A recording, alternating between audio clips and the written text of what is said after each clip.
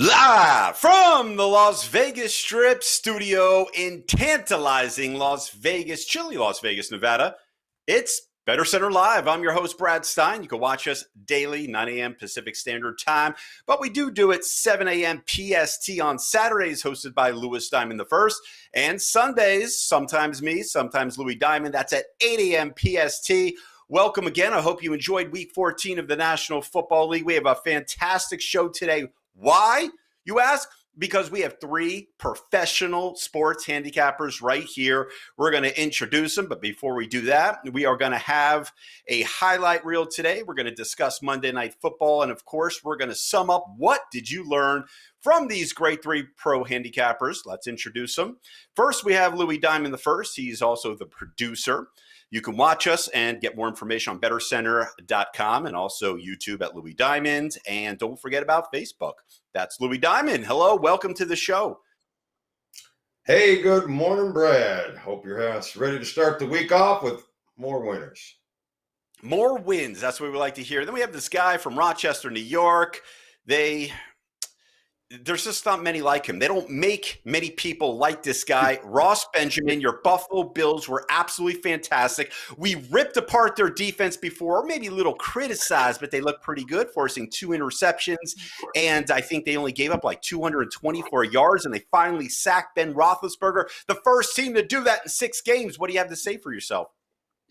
Well, first of all, thank goodness there's not a lot of guys like me out there. And secondly, secondly, the Buffalo Bills, hey, they're for real. You know, I mean, you look at the teams they beat this year, their schedule's been one of the toughest, and people don't realize that they've now beaten 5 teams with a winning record this season. Last night, an impressive win over Pittsburgh, and Josh Allen continues to impress. After a difficult first half, he really bounced back. And what about Stephon Diggs, Brad? What a player. Yeah, 100. He's the first player to have 100 catches this year. And isn't he like the first guy to have 100 catches on the Buffalo Bills since Eric Moulds?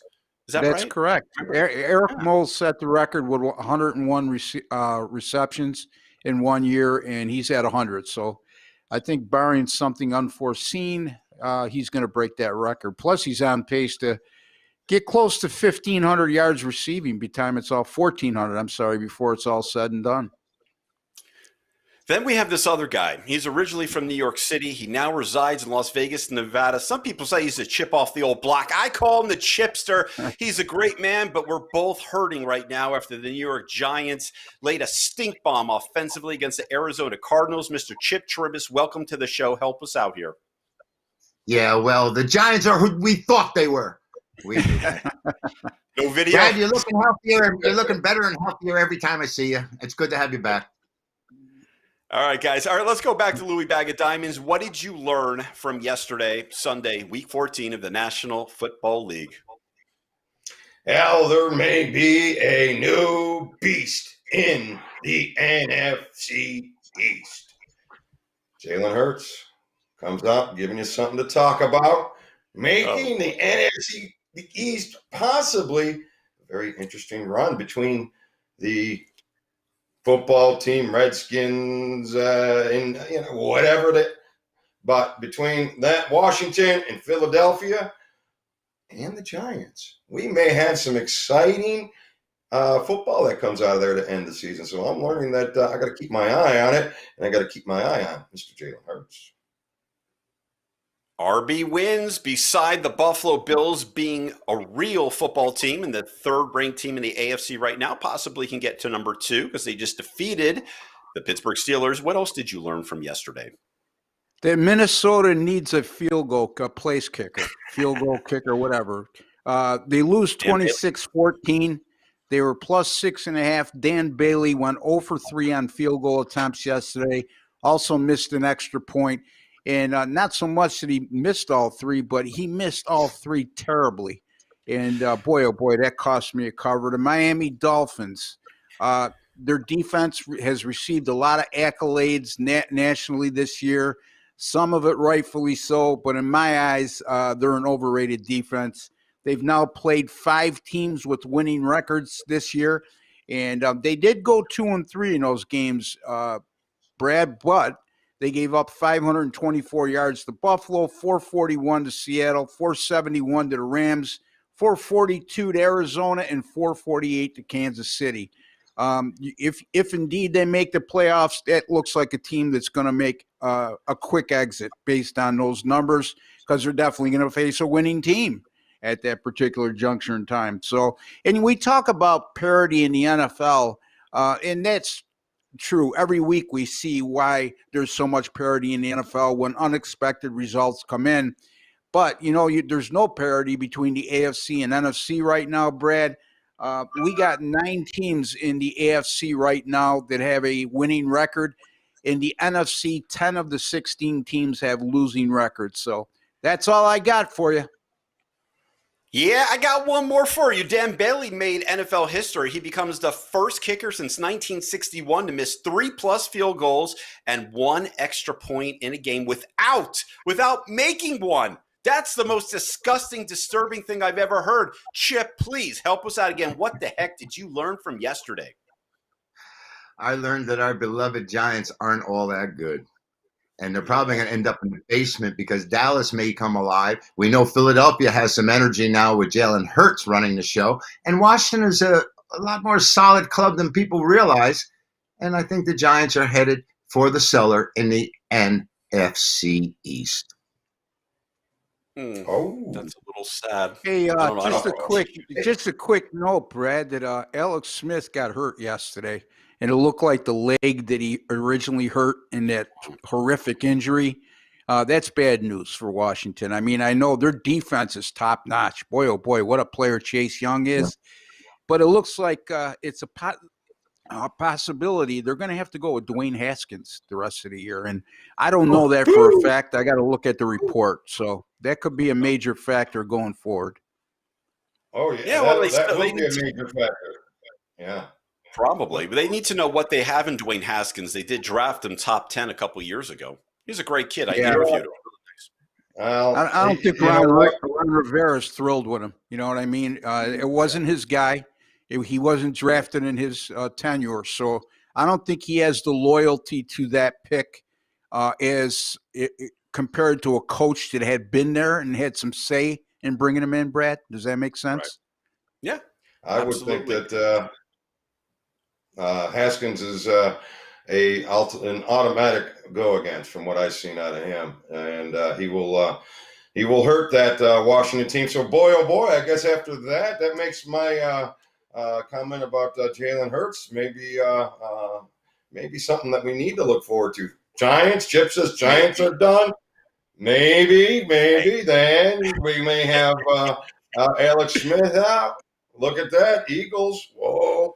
And I'm far from an Eagles fan, I tell you that. So, but speaking of them kickers, if I could just jump in here real quick, I want to try to make you feel a little better, Ross. My first bet ever.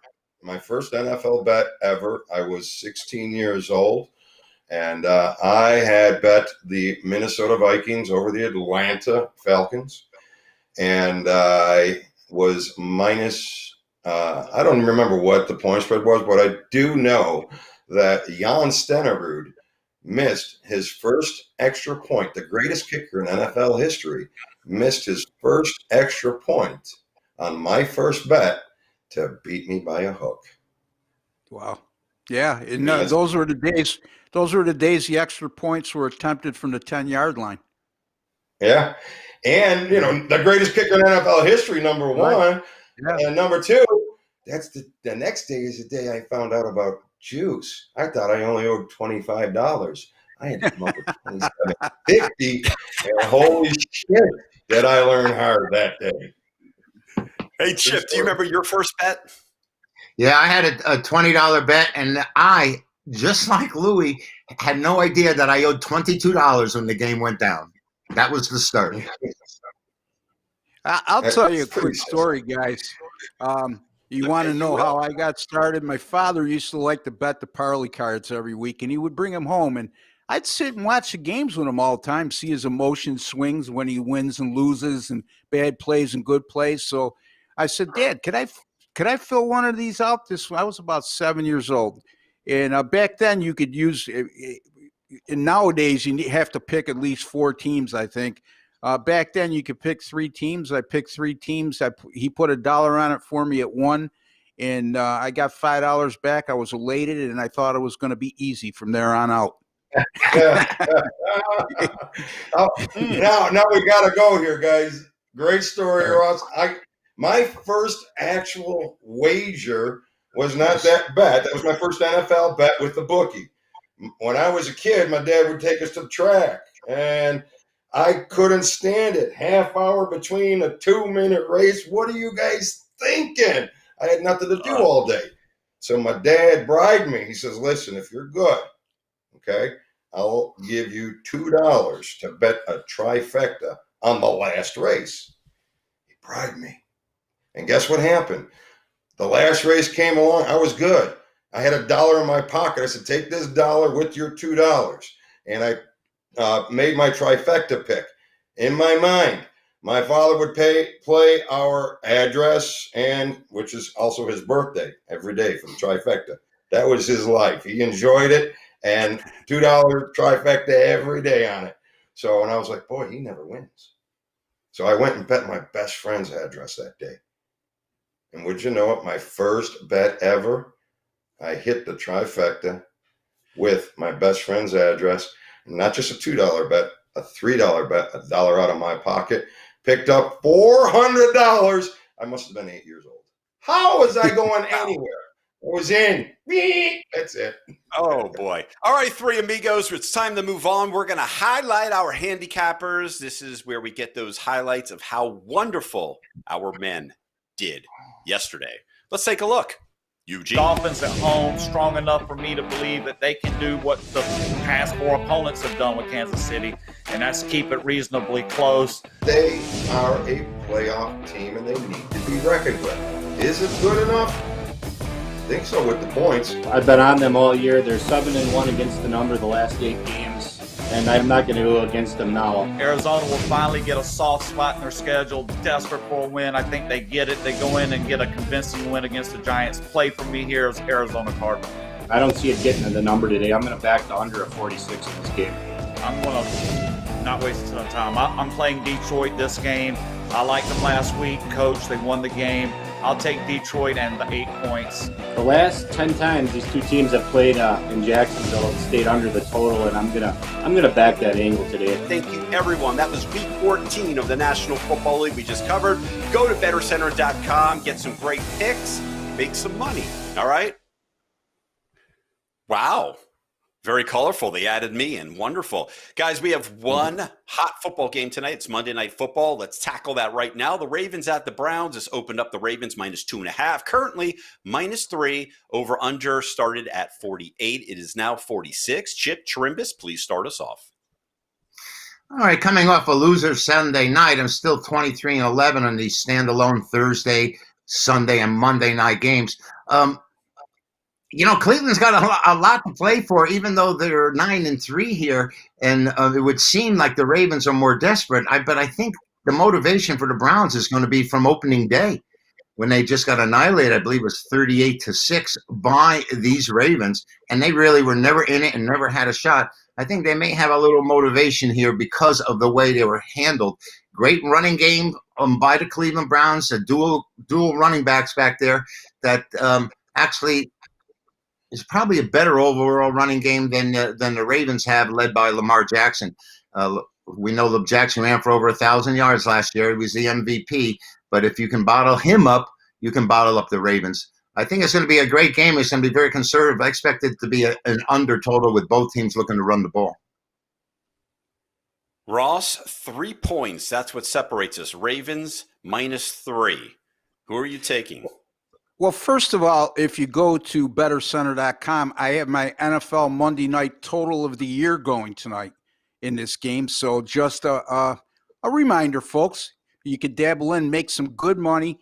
And if you want to know how good I'm doing on my NFL totals, even with yesterday's loser on the Philadelphia game going under, I still 14-4 with my last 18 NFL totals, including 11-4 this season. And going even further back than that, 42-25 with my last 67 NFL totals. That's good for 63%. That's no fluke. And also, my NFL Monday night picks this year are 8-4. That's good for 67%. Just saying, Brad. As far as the game tonight, yeah, I agree with Chipper. I think revenge is going to be a key factor here. I think that Cleveland's a much better team at this juncture than they were in their season opener. They've won 9 of 11 since. They've also held teams to 107 yards or less rushing in 9 of 12 games this year. When you have two rush-heavy teams like these two teams are, that speaks volumes to me. And Baltimore at this juncture, I don't believe is right now. At the beginning of the year, everybody was all over Baltimore after last year's 14-2 run. They got upset in the first round. They were going to do it again this year. I wasn't one of those guys jumping on that bandwagon. And since that went over the Browns, they're just a 6-5 team. And then you look at the turnover differential. Baltimore over their last 6 games, which coincides with sort of their slide here. They're at a minus 3 turnover differential, while Cleveland over their last 10 games is at +9. So I look for that to come into play. And Chip's right. You look at the Cleveland running game, it's a true running game. It's not a gimmick running game like Baltimore has with Lamar Jackson. You'd be hard-pressed. Derrick Henry obviously is the best running back in all football right now. However, the Browns' 1-2 punch of Nick Chubb and Kareem Hunt is probably I would say, in my estimation, the best 1-2 punch in the NFL as far as a tandem of running backs. I like Cleveland here. I'm actually seeing a 3.5 out there too, Brad. I'm going to take Cleveland here plus the 3.5 over Baltimore. Agreed on that running game. Cleveland, two-headed monster. Louis, I know he's your favorite quarterback in the NFL, but Baker Mayfield, you have to give him a little credit, has not thrown an interception in 5 games, and Cleveland wins when he's efficient. What are your thoughts? Well, this is his opportunity to really, really prove the critics wrong. This game in the beginning of the season, if you remember, I was on Cleveland. I really thought Cleveland was going to be something for Baltimore to contend with, because I did see the drop-off in Baltimore. I didn't see the big drop-off that they really have come to, so I'll admit that, but I wasn't expecting Baltimore to have what they had. And so I was on Cleveland in the first game, and this has been a road series. So Cleveland has covered at Baltimore. Baltimore has covered at Cleveland. And, so I'm sitting down, and then I see the home dog on Monday night. And I'm going back, Ross and I, we mess around with the numbers a little bit. So a few weeks ago, we're back, and I said, let's just take a look at those home dogs on Monday night. And it truly is a coin flip. It was a big thing for the first 20 years. But since then, it's really, truly been a coin flip. So you really don't have that home dog on Monday night thing as an edge. So yeah, but Louis, the division home dogs on Monday night do a lot better though. Yeah, you're right. Well, we did go over that, but if you recall, yeah, the division home dogs on Monday night do much better. Okay, good thing to know, and I wish I would have known that before this. I may have had a different opinion. Well, honestly, I gotta be with you guys here on the Cleveland side. Anyways, I was just trying to grab some nuggets. So, but I'm leery because it's been that home and home series. I missed earlier on this game. Baker just had this phenomenal game, and his wife spoke out after it. Boy, they put not for nothing, that's a monkey on your back now on Monday Night Football. And now Lamar, after all their, dismay, and they're really falling down, they have to win this way more than Cleveland. And so I'm leery of it. So I think it's a close game. So you know what I do in those games? I'll just look for it. There you go. That's it, guys. Yeah, it's the coward's way out, but you know what? It's a tough game to really say one of these two teams is going to really make it happen, at least in my opinion. That's all. Chip, are you surprised Baltimore losing 4 out of 6 games and Cleveland playing so well that Baltimore's favored by 3? Well, the fact that they're favored here the way they are, I'm a little surprised at. But Baltimore's had so many issues with the viruses and who was playing and practices that they didn't have and rescheduling. I am kind of surprised they are favored here with all those things factoring in. But it's a Monday night game. I guess Cleveland has a 9-3 record. They're an underdog at home. This should raise a flag to me, but I ended up staying with that. What do we have? All these trends with the home dog on a Monday night and the division home dog? I think I'm in the middle of that. All right, guys. I guess we only have one game today, so that's probably your most interesting play. Do you have any final words, Chip, before we bring this back to Ross? No, I think the comparisons of the running games and how they're going to play out are the key factors here. Can you stop Lamar Jackson from running?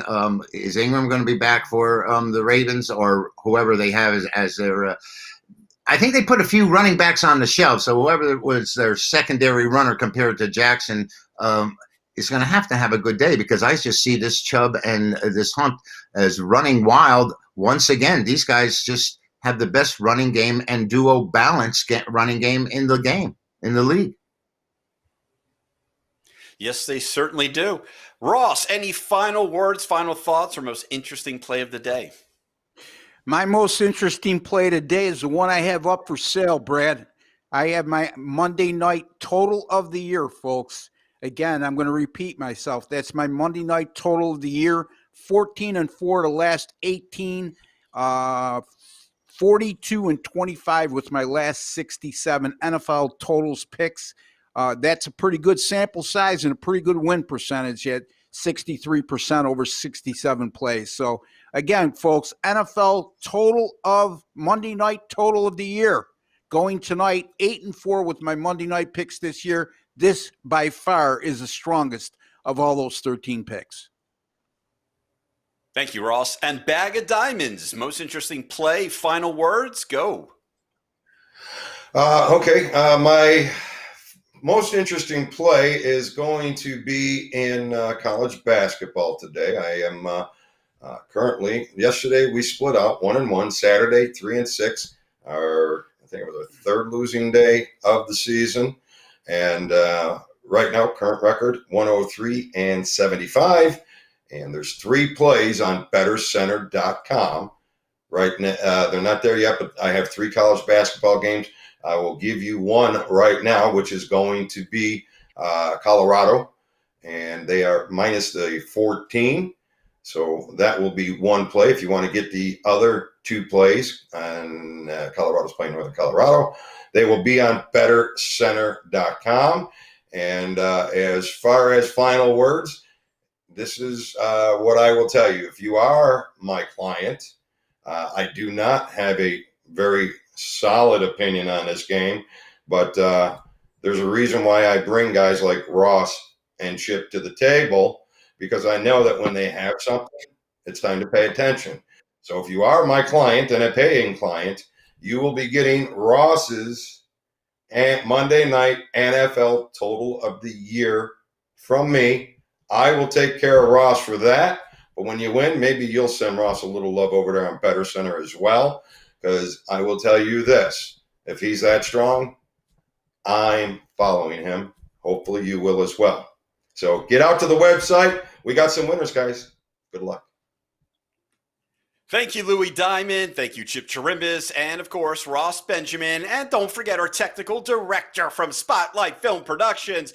They call him Eugene Stewart. Everyone, thank you again. Don't forget to watch us on BettorCenter.com, YouTube at Louis Diamond, and Facebook. We do this 9 a.m. Pacific Standard Time during the week, 7 a.m. on Saturdays, Pacific Standard Time. And, of course, PST is 8 a.m. on Sundays, where we discuss the National Football League. My name is Brad Stein. This is BettorCenter Live. You have a wonderful day. And tonight, Monday Night Football, the Ravens at the Cleveland Browns. Go Brownies! Have a wonderful day. Goodbye.